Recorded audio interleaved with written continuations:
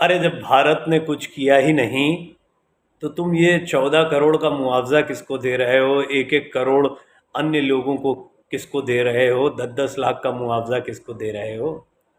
भारत ने जब कुछ किया ही नहीं तो तुम ये अंतर्राष्ट्रीय मंचों पर तबाही की तस्वीरें क्यों दिखा रहे हो?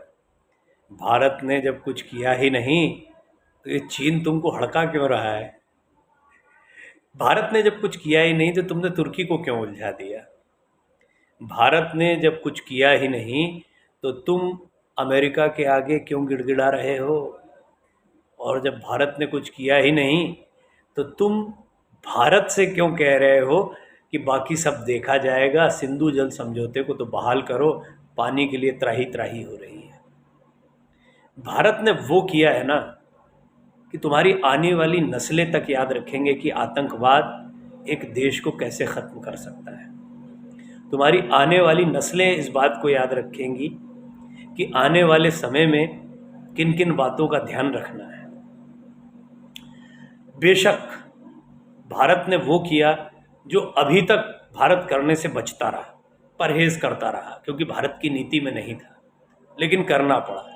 और विश्वास करो, 1-2 दिन और चीज़ चल जाती तो तुम्हारा सफाया बिल्कुल मुमकिन था। मैं इसके लिए एक मिसाल रखता हूँ।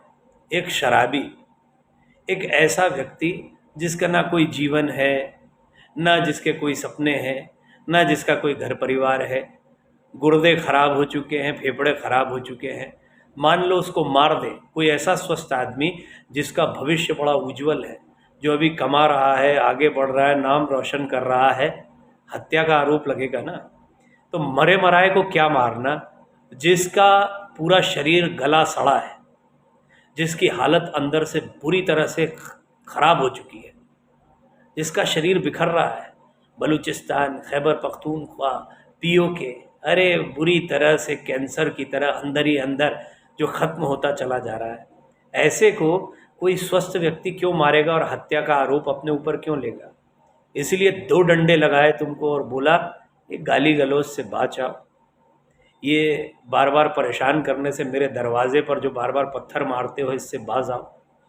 और नहीं समझे तो ठीक है, फिर देखा जाएगा, हत्या का आरोप होता है। खैर, भारत इस बात को जानता है, आज नहीं तो कल ये लत में पड़ा हुआ शराबी, कबाबी, सड़ा हुआ, गला हुआ जो इंसान है, जिसे आप पाकिस्तान कहते हैं, वो ख़त्म हो जाएगा खुद ब खुद। क्यों परेशान?